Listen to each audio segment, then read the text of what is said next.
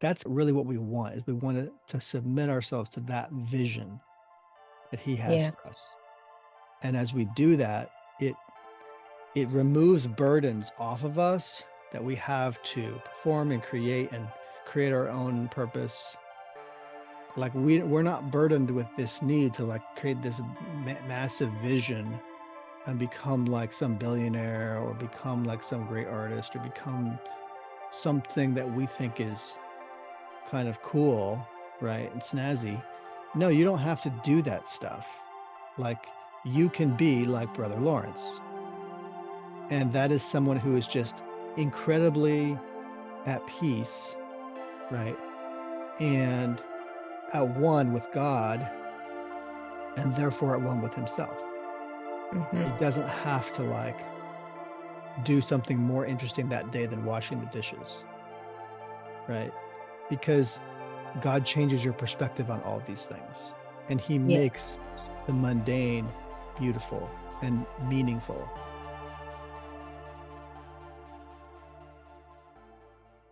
I just wanted to talk about this book, one of my favorite books of all time. It's called The Practice of the Presence of God by Brother Lawrence. Yeah, Brother Lawrence. And it's a pretty popular Christian book, so you probably have heard of it. I'll just read a couple lines from it, and then It's a classic, right? yeah, that's a good word for it. You Yeah. could call it a Christian classic. So the book is broken up into different conversations that Brother Lawrence has with the somebody. Oh, yeah. Is that like a And so, letter? Like, what is the yeah, impetus for that? some of them are letters and some of them are like interviews. Um, but they're broken up into conversations rather than chapters. And so this is from the first conversation. It just says, the first time I saw Brother Lawrence was upon the third day of August, 1666.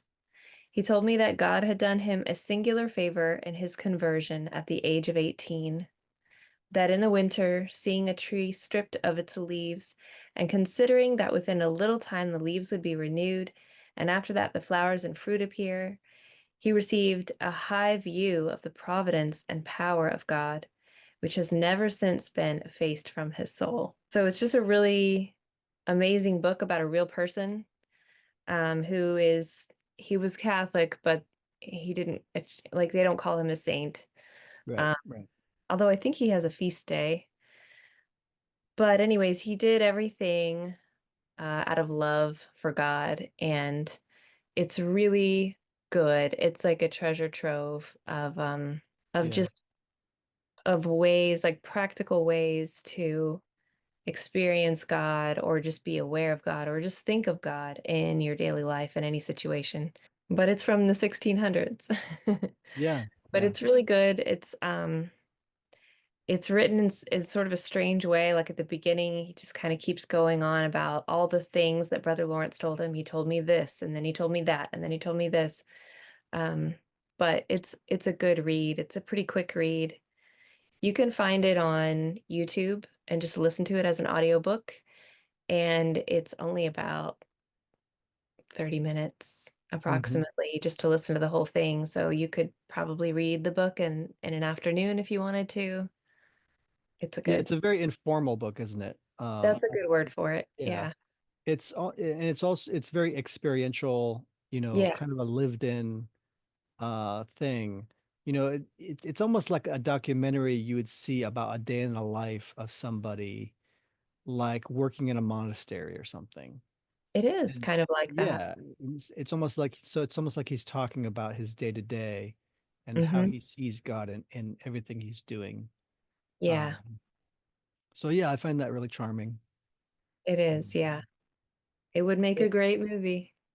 it could, but I think the filmmaker obviously couldn't take the book literally and too Right. literally make, like a biopic might not work, for example, but Yeah. like a subjective from his perspective, right? Yeah. Experience, because the book to me felt very like one man experiencing the beauty of God Hmm. just in the day to day. Yeah. And so I think the beauty of cinema is that cinema can be very subjective, right? And from a person's perspective. And that is the rarity that this book kind of gives you. So a lot of books can't really do that on a visceral level. Hmm. They try, but they can't quite do it. And cinema obviously can capture the visceralness of experience if done properly, right? But if it is done properly, it's very beautiful. So, Yeah. um, yeah, I could see that kind of happening. For some reason, it makes me think of, I know this is not even related, but it makes me think of A Portrait of a Lady. Hmm. Remember that movie with Nicole Kidman back in the day? Yeah. Hmm. Very subjective, right? Yeah. Very much about her perspective. It's also similarly from a similar era, right? Of course, that era is more like the 1700s, I guess. Was it the 1700s? I don't even remember now. I think it was the 1800s. Okay, yeah. Um, but yeah, it kind of made me think of that. I don't even know I why, really. I feel you though, because there's lots of like contemplative, quiet scenes of the main character observing things Right. around them. So Yeah.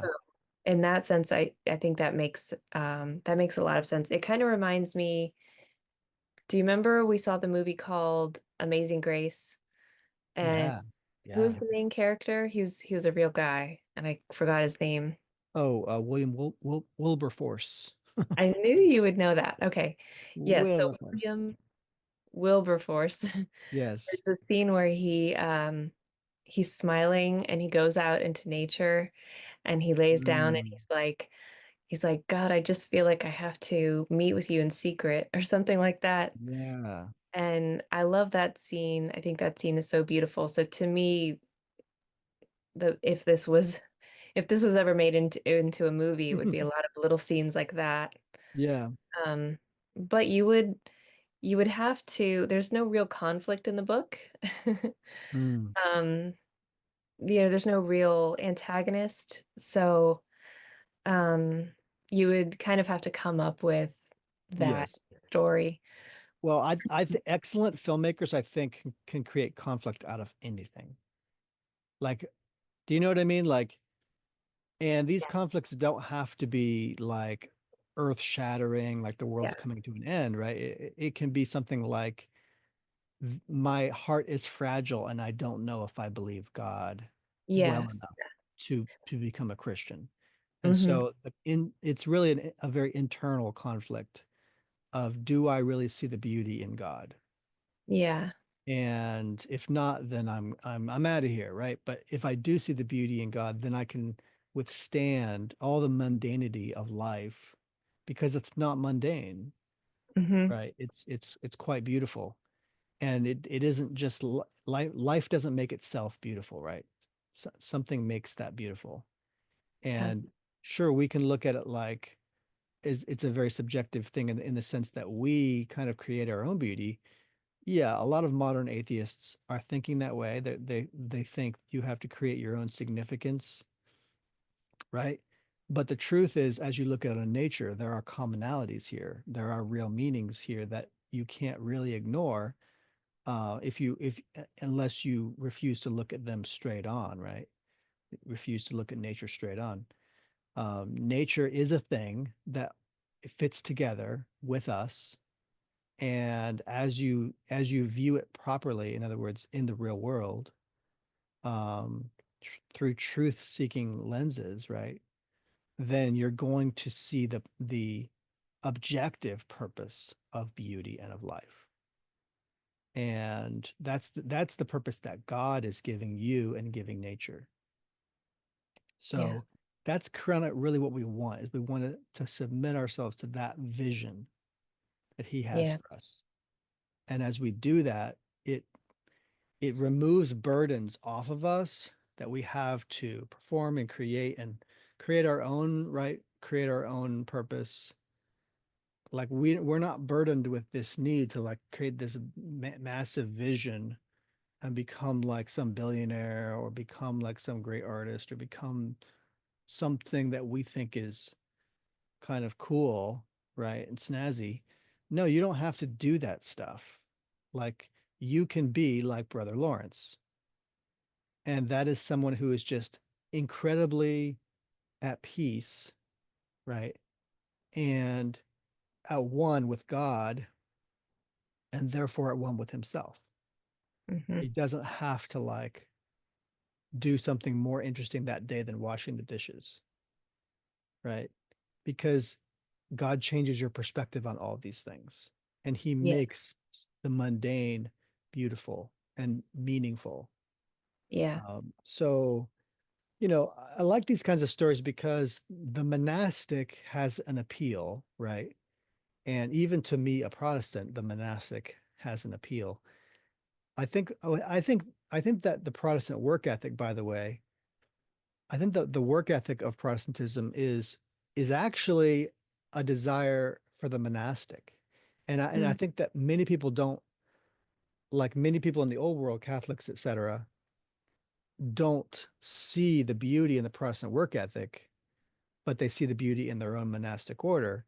But what they don't understand is that for us, for Protestants, work is like what Brother Lawrence was doing, right? So the Protestant work ethic is like what Brother Lawrence was doing.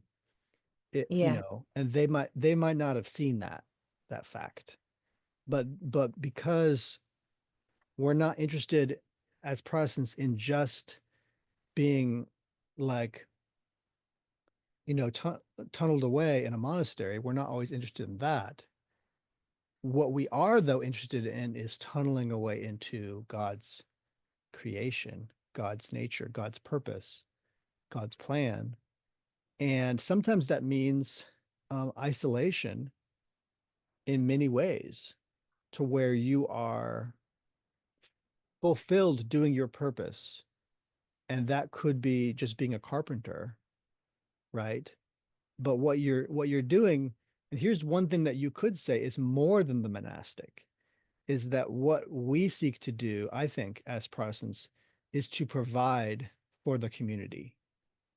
So a relationship with the community where we're providing a service or a good to the community, and then we're engaging in free trade with others so that we can have peace in our community and people can have their needs met, right?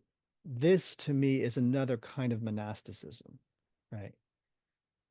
It's almost like monasticism out in the world as opposed to monasticism away from the world, right? It's monasticism in the world.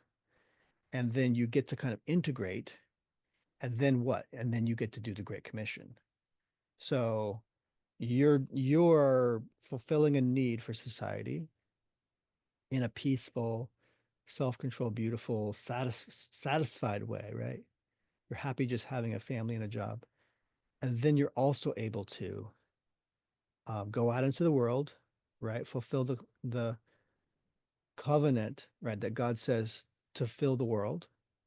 Number one. Number two, the Great Commission, which is another version of that initial covenant. But instead of it's just our presence out in the world, it's the gospel out in the world, right? So now we're spreading the gospel out in the world. And both of those things we're fulfilling.